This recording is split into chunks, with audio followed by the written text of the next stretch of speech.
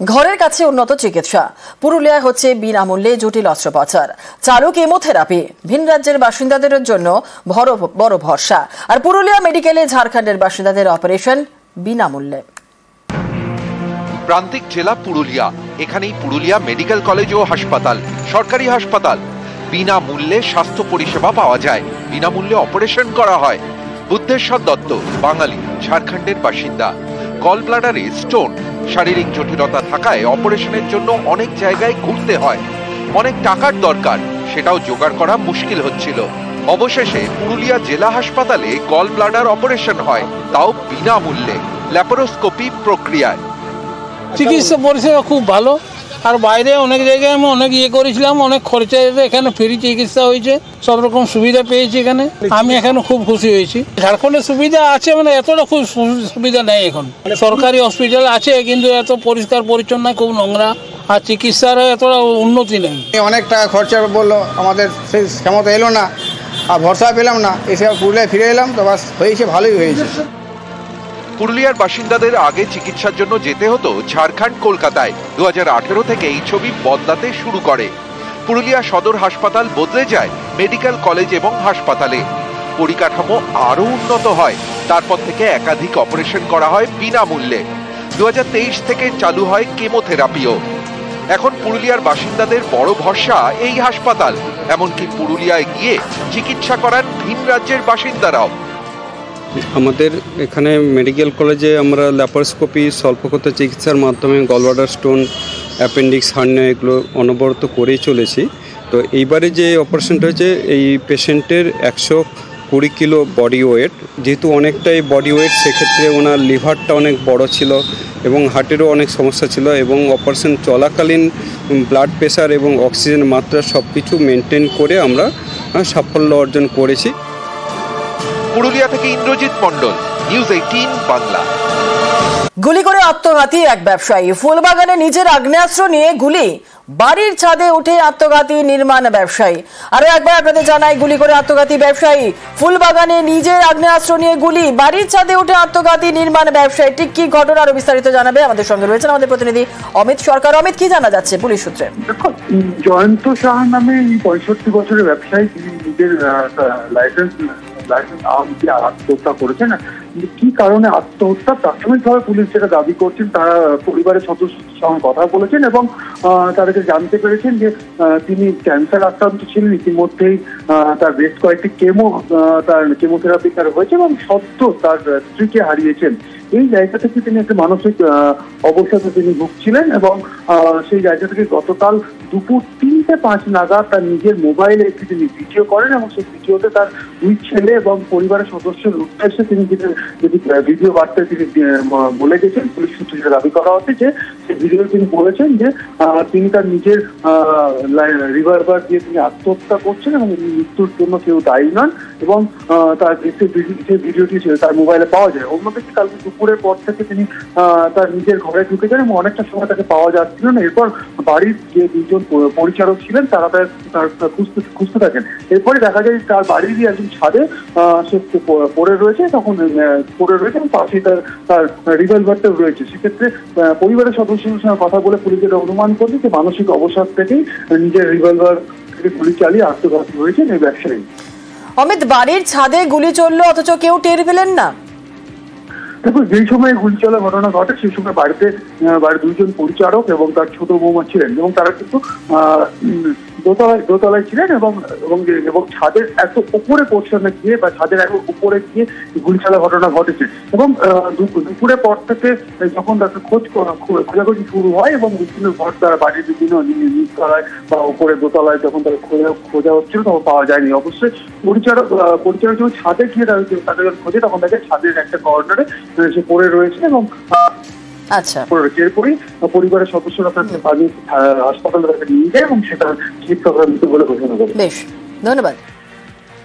উনি সেপ্টেম্বরের পর থেকে ক্যান্সার পেশেন্ট ছিলেন, তো 6টা সাইকেল কেমো কমপ্লিট করেন, সবকিছু কমপ্লিট করেন। আমার মা 7ই মার্চে মারা যান। তো এতদিনকার সাথী একটা ডিপ্রেশনের মধ্যে তারপর থেকে ছিলেন অনেক দিন ধরে। তো এরকম একটা ড্রাস্টিক স্টেপ নেবে সেটা তো কেউ ভাবেনি। উনি শুট করেছেন নিজেকে বাড়িতে, আপনার ছাদে নিজে গিয়ে। যা ঘটেছে আমরা তো তখন বাইরে ছিলাম, যা ঘটেছে 3:30-এর পরেই হয়েছে। নামখানা জাতীয় সড়কের পাশে নয়নজুলি, আর সেই নয়নজুলি জায়গায় জায়গায় ভরাট, এতে নিকাশি ব্যবস্থার দফা রফা, জল গড়ায় কলকাতা হাইকোর্ট পর্যন্ত। আর সেই মামলায় 3 মাসের মধ্যে নামখানার ভিডিওকে পদক্ষেপের নির্দেশ প্রধান বিচারপতি টি.এস. শিবঙ্গমেনের।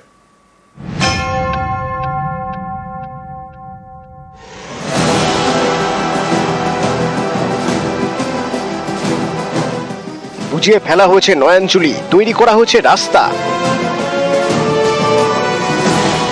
এ ছবি দক্ষিণ 24 পরগনার নামখানা দিয়ে গিয়েছে 117 নম্বর জাতীয় সড়ক, পাশে নয়নজুলি এলাকার জল নিকাশির বড় ভরসা। নামখানা এবং বকখালির মধ্যে জায়গায় জায়গায় এই নয়নজুলি বুঝিয়ে ফেলা হয়েছে। কেউ জমিতে যাওয়ার রাস্তা করেছেন, কেউ করেছেন গোডাউনে যাওয়ার রাস্তা। এ নিয়ে স্থানীয় পঞ্চায়েত এবং বিডিও অফিসে নালিশ জানান এলাকারই বাসিন্দা স্নেহাশিস গিরি। অভিযোগ, এতে কাজের কাজ কিছুই হয়নি। শেষমেশ তিনি কলকাতা হাইকোর্টের দ্বারস্থ হন। সেই মামলার শুনানিতে প্রধান বিচারপতি টি.এস. শিবগানম নির্দেশ দেন, নামখানার বিডিওকে 3 মাসের মধ্যে ব্যবস্থা নিতে হবে। রাত্রের মধ্যে ভরাট হয়ে যাচ্ছে, বিভিন্ন জায়গা থেকে মাটি, সমুদ্রের বালি নিয়ে এসে ভরাট করা হচ্ছে এবং সেখানে কিন্তু বড় বিল্ডিং বানানো হচ্ছে। তারপরে আমি হাইকোর্টের দ্বারস্থ হই।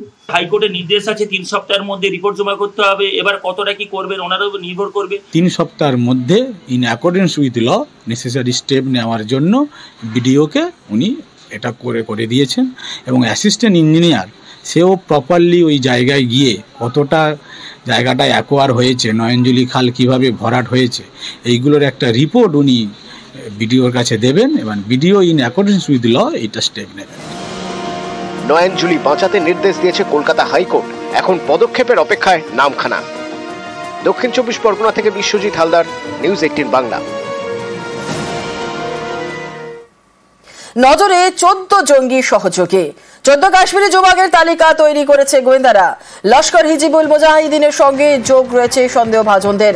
পহেলগাঁওয়ের 5 জঙ্গিকেও সাহায্য এই 14 জনের। জঙ্গিদের গ্রাউন্ড লেভেল সাপোর্ট দেওয়ার অভিযোগ। 14 জনের খোঁজে অনন্তনাগ, পুলওয়ামায় চিরুনি তল্লাশি। সন্দেহভাজন অনেকেরই বাড়ি গুঁড়িয়ে দিয়েছে নিরাপত্তা রক্ষীরা। সন্দেহভাজনের তালিকায় রয়েছে আদিল রহমান ডেন্টু, তার বয়স 21, আসিফ আহমেদ শেখ 28 বয়স, এহসান আহমেদ শেখ বয়স 23, হ্যারিস নাজির বয়স 20, আমিন নাজির ওয়ানি বয়স 20, ইয়াওয়ার আহমেদ ভট্ট তার বয়স 20, আসিফ আহমেদ খান্ডে বয়স 24, নাসির আহমেদ ওয়ানি বয়স 21, শাহিদ আহমেদ কুট্টে বয়স 27, আমির আহমেদ ডার, আদনান সাফি ডার, জুবের আহমেদ ওয়ানি বয়স 39, হারুন রশিদ গানাই বয়স 32, জাকির আহমেদ গনি বয়স 29।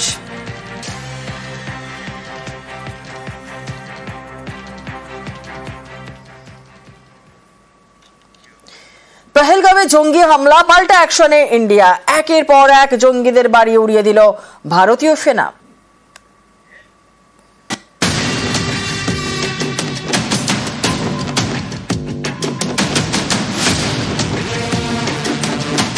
একের পর এক জঙ্গির বাড়িতে বিস্ফোরণ, গুঁড়িয়ে দেওয়া হচ্ছে বাড়ি। পহেলগাঁওয়ে জঙ্গি হানার বদলা নিচ্ছে ভারতীয় সেনা। এখানে একের পর এক পরপর 2টি ব্লাস্টের শব্দ শোনেন এবং তার ব্যাপকতা যে কতটা ছিল সেটা বুঝতেই পারছেন। শুধু যে এই বাড়ি ক্ষতিগ্রস্ত হয়েছে তাই নয়, তার আশেপাশের বাড়িও কিন্তু ক্ষতিগ্রস্ত হয়েছে। মঙ্গলবার কাশ্মীরে জঙ্গি হানা। পহেলগাঁওয়ে বেছে বেছে পর্যটকদের গুলি করে খুন করা হয়।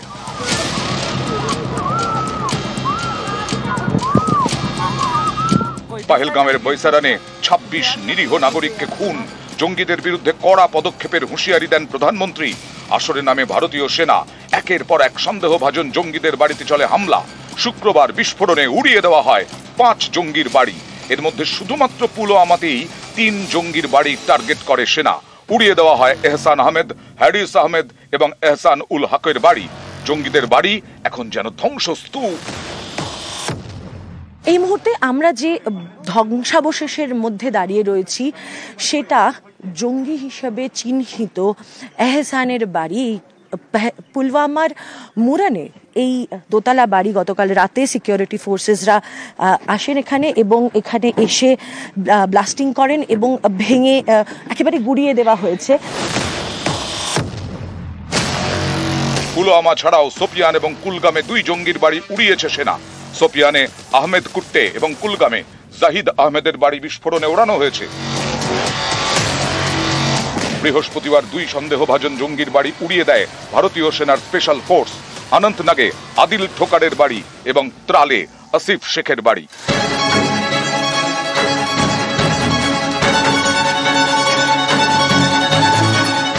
জঙ্গিদের ঘরে ঢুকে অ্যাকশনে সেনা, পাশাপাশি বিস্তীর্ণ এলাকা জুড়ে চলছে তল্লাশি।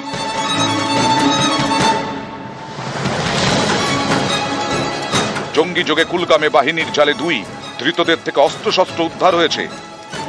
इतना टाइम पास हो गया, अभी तक इतने घंटे बीत गए, कुछ नहीं हुआ, अभी तक कोई भी पकड़ा नहीं गया। Security agencies, our army, CRPF, especially JK police, they are on task. They will be dealt with iron fist. ऐसा भी नहीं मैं I don't say this, but zero tolerance है इस terrorism के खिलाफ जो already security agencies have taken up this time and again. Camera person Apu पाठकेर संगे मैत्री भट्टाचार्य, न्यूज 18 बांग्ला, पहलगांव। মুখপুরীয় আস্ফালন, এবার গলা কাটার হুমকি দিলেন পাক কূটনীতিক। লন্ডনে প্রবাসী ভারতীয়দের সামনে ইশারায় হুমকি। অভিনন্দন বর্তমানের ছবি হাতে নিয়ে নির্লজ্জ হম্বিতম্বি পাক কূটনীতিকের।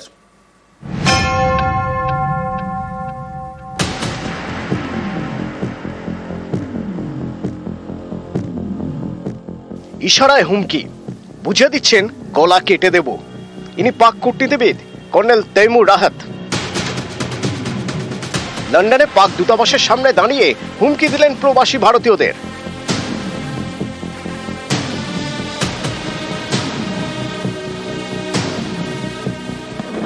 গত মঙ্গলবার কাশ্মীরের পহেলগাঁওয়ে হামলা চালায় জঙ্গিরা। বেছে বেছে পর্যটকদের গুলি করে খুন করা হয়। 26 জন নিরীহ নাগরিকের প্রাণ যায়। ঘটনার দায় স্বীকার করেছে লস্করে তৈবার শাখা সংগঠন টিআরএফ। পাকিস্তানের মদতে এই লস্করের বাড়বাড়ন্ত, অর্থাৎ পহেলগাঁওয়ে জঙ্গি হানায় পাক মদত স্পষ্ট। এ নিয়ে লন্ডনে পাক দূতাবাসের সামনে বিক্ষোভ দেখান প্রবাসী ভারতীয়রা। তাদের সামনে এসে গলা কেটে দেওয়ার হুমকি দেন পাক কূটনীতিক তৈমুর রাহাত। ইশারায় গলা কাটার হুমকি, হাতে অভিনন্দন বর্তমানের ছবি, যিনি ভারতীয় বায়ুসেনার উইং কমান্ডার। 2019 সালে ফেব্রুয়ারিতে তার বিমান পাকিস্তানের মাটিতে নামানো হয়। 3 দিনের মাথায় তাকে সসম্মানে ভারতে ফেরাতে বাধ্য হয় পাকিস্তান। লন্ডনে দাঁড়িয়ে সেই অভিনন্দন বর্তমানের ছবি হাতে প্রবাসী ভারতীয়দের হুমকি পাক কূটনীতিকের। যেন বোঝানোর চেষ্টা, আগেরবার অভিনন্দনকে ছাড়া হয়েছে ঠিকই, কিন্তু এবার আর ছাড়া হবে না। যদি ইংল্যান্ডের নিজস্ব রাজনৈতিক পরিস্থিতিটা দেখেন, দেখতে পাবেন যে সেইখানে ডেমোগ্রাফি অনেকটা চেঞ্জ হয়েছে সম্প্রতি, এবং সেখানের যে নির্বাচন হয় সেখানে না পাকিস্তানি এবং তার সঙ্গে সঙ্গে বাংলাদেশি এদের প্রভাব না অনেকটা বেড়েছে। এই যে হঠাৎ করে একদল ভারতীয় তারা সেখানে হাই কমিশনারের সামনে, হাই কমিশন অফিসের সামনে তারা যে প্রতিবাদটা জানাচ্ছিল, এতে পাকিস্তানের পোড়া মুখটা আরেকবার পুড়ছিল বলতে পারি আমরা। নিজেদের লোক যারা ওখানে রয়েছে, যাদের থেকে সমর্থন পাবে বলে মনে করছে, তাদেরকে একটা দেখানো যে আমরা একটা স্ট্রং পয়েন্টে আছি, আমরা ভারতের থেকে ভয় পাচ্ছি না। এটাই এদের চরিত্র। এরা চেষ্টা করছে যে যাতে এরকম ভাবে আমাদের ওপর অকথ্য ভাষা, অকথ্য অ্যাক্টিভিটিস দেখিয়ে, মানে যাতে আমরা আগে ওদের অ্যাটাক করি, সেটাকে বিশ্বকে জানাবে দেখো যে ভারত আমাদের অ্যাটাক করেছে। এইটা হচ্ছে এদের একটা পলিসি হতে পারে। জঙ্গিদের ট্রেনিং থেকে মদত, সবেতেই জড়িত পাকিস্তান। বারবার বিশ্বকে প্রমাণ দিয়েছে ভারত। পহেলগাঁওয়ে জঙ্গি হানার পর জঙ্গিদের মদত দেওয়ার কথা স্বীকারও করেন পাকিস্তানের প্রতিরক্ষা মন্ত্রী। পাকিস্তান আছে পাকিস্তানেই, তাদের কোনো লজ্জা নেই। লন্ডনের দূতাবাস থেকে প্রবাসী ভারতীয়দের গলা কাটার হুমকি পাক কূটনীতিকের।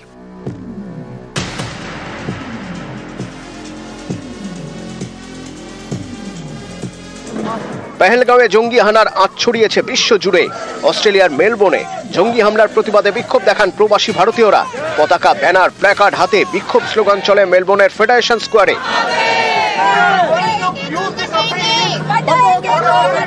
কাশ্মীরে জঙ্গি হানার প্রতিবাদে বিক্ষোভ হয়েছে নেপালেও। সেখানে পাক দূতাবাসের সামনে বিক্ষোভ দেখান স্থানীয়রা। বিশ্বজুড়ে বিক্ষোভ, নিশানায় পাকিস্তান। এর মধ্যেই লন্ডনে পাক দূতাবাস থেকে গলা কাটার হুমকি, পাক কূটনীতিকের নির্লজ্জ হম্বিতম্বি। নিউজ 18 বাংলা।